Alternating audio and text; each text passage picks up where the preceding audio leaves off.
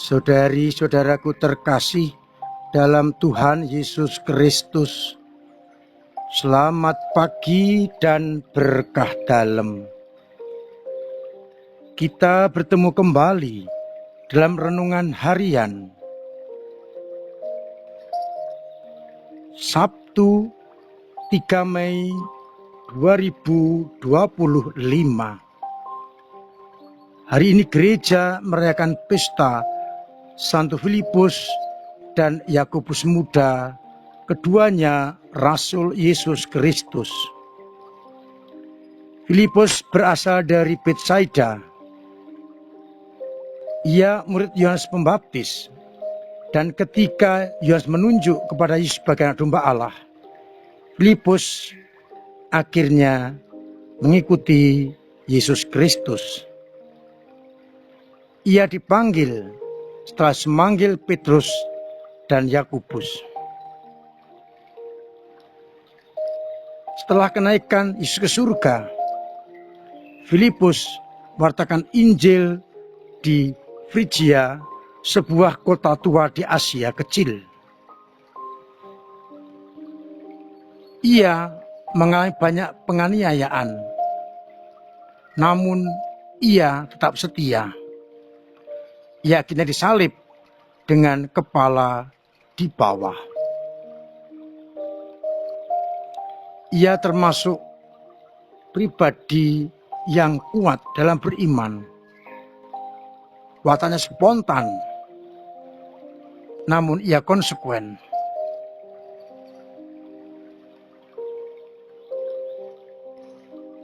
Sedangkan Yakobus adalah Yakobus muda, untuk membedakan dengan Yakobus tua yang lebih dahulu menjadi murid Yesus. Ia masih saudara dengan Yesus. Ia anak Alfeus. Ia senantiasa berpegang pada iman. Dalam penganiayaan, ketika Petrus pergi keluar dari Yerusalem, ia tetap berada di Yerusalem sebagai pemimpin yang pertama. Dikatakan menjadi uskup Yerusalem yang pertama. Ia juga yang bersahabat dengan Paulus, meskipun pada Konsil Yerusalem ia berdebat soal orang-orang yang non-Yahudi mau menjadi pengikut Kristus. Namun dapat diselesaikan dan ia betul-betul setia sampai akhir. Ia karena dianggap membela Paulus, ia diserang oleh orang-orang Yahudi. Dan akhirnya ia meninggal sebagai martir. Kita bersyukur atas kedua tokoh ini yang menjadi tokoh guru gereja dalam beriman, yang akhirnya menjadikan gereja berkembang sampai hari ini. Saya bersyukur kita mohon rahmat Allah agar kita pun dimampukan setia seperti mereka. Saudara terkasih, kita seringkali merasa lebih hebat kalau sudah ikut Yesus cukup lama. Tapi ternyata pengalaman hidup bersama Yesus atau mengenal Yesus tidak diukur dari panjang dan pendeknya menjadi murid. Kuantitas tidak otomatis sama dengan kualitas. Orang yang kenal Yesus cukup lama belum tentu punya kualitas sehebat orang lain. Itu artinya orang yang mengenal Yesus cukup lama belum dapat dipastikan imannya mendalam, kualitasnya kuat. Maka ketika Yesus berbicara soal akulah jalan, kebenaran hidup, tak seorang pun dapat sampai kepada Bapa kalau tidak melalui aku. Filipus bertanya, tunjukkanlah Bapa kepadaku. Ini bukti bahwa waktu dan kedekatan bersama Yesus belum menjadi jaminan bahwa imannya semakin mendalam. Seringkali orang puas dengan kuantitas, tetapi kualitas imannya tidak begitu menggembirakan. Maka kita belajar dari Filipus yang minta agar Bapa ditunjukkan kepadanya. Dan Yesus menegaskan, barang siapa melihat anak, dia melihat Bapa. Maka sekarang kita boleh bertanya, selama ini bagaimana kualitas iman kita? Seharusnya kualitas iman didukung oleh kuantitas. Semakin lama kita mengenal Yesus, semakin lama kita beriman, seharusnya kualitas iman kita juga semakin baik. Tapi seringkali tidak demikian.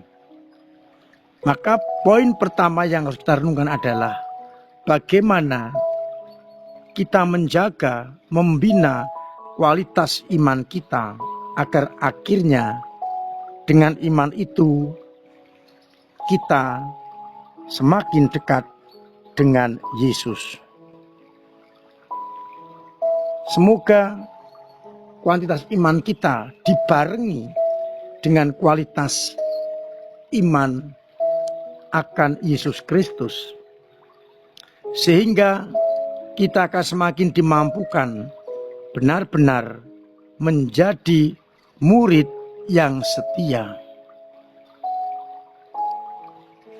Bacaan pertama hari ini menegaskan kepada kita apa yang kami dengar, apa yang kami alami, itulah yang kami beritakan kepada kamu. Itu berarti pengajaran para rasul berdasarkan pengalaman iman. Yang sangat penting telah kusampaikan kepadamu. Dan hendaknya iman kita diwarnai dengan apa yang diajarkan oleh para murid sendiri. Agar akhirnya kita dan gereja tetap eksis. Karena yang diwartakan adalah pengalaman iman yang berkualitas, yang benar, dan yang kuat. Apa yang telah kuterima sendiri, itulah yang kami sampaikan kepadamu. Pengalaman iman yang berkualitas akan menumbuhkan semangat pewartaan, semangat mewartakan Injil, sehingga akhirnya gereja semakin berkembang. Maka saya mengajak untuk semakin memperkokoh iman kita dan kita sampaikan kepada sesama. Mudah-mudahan dengan cara itu kita dimampukan untuk memiliki kualitas iman yang baik, yang kita teruskan kepada sesama, agar akhirnya orang lain pun memiliki kualitas iman yang baik, setia, dan tetap menjadi pewarta. Tuhan memberkati kita sekalian. Amin.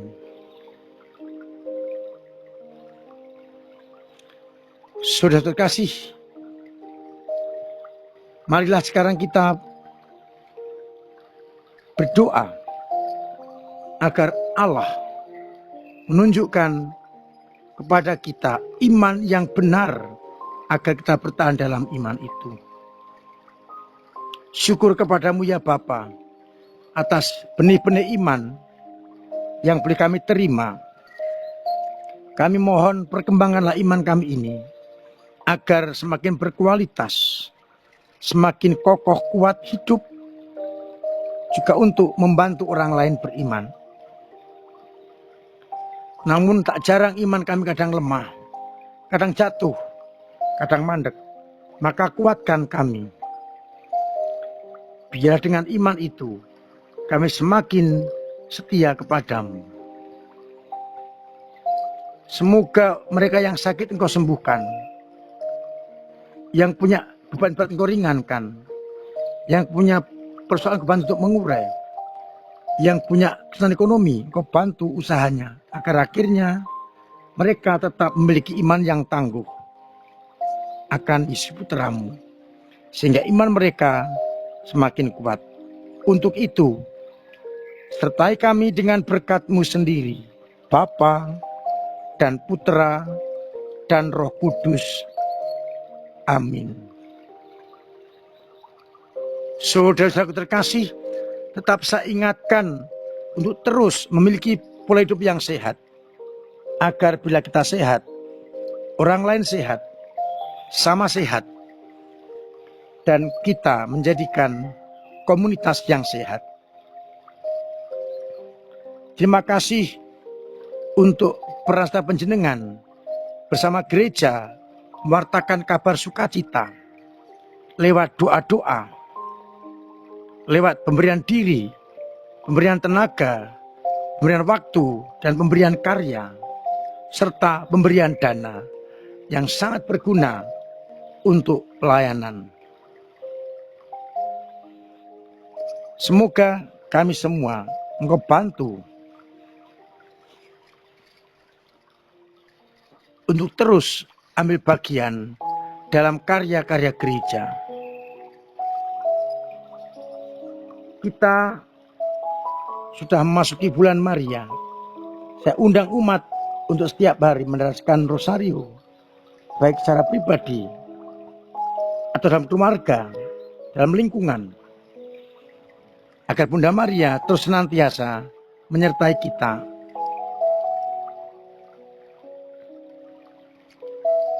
Hari ini tanggal 3 dan besok tanggal 4 akan ada penggalangan dana dari Paroki Bandung Wonosari untuk pembangunan pastoran. Saya undang umat untuk berpartisipasi dengan menyisihkan sebagian hartanya untuk paroki ini. Nanti akan diberikan amplop dan panjenengan bisa mengisinya.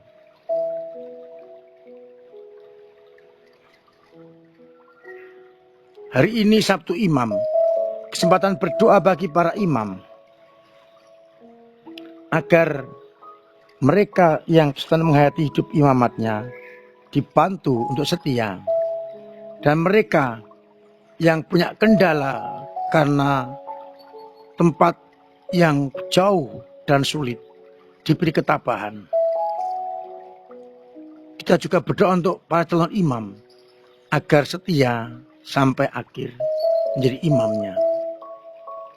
Akhirnya saya mengucapkan selamat pagi, selamat merenungkan, salam sehat, Tuhan memberkati.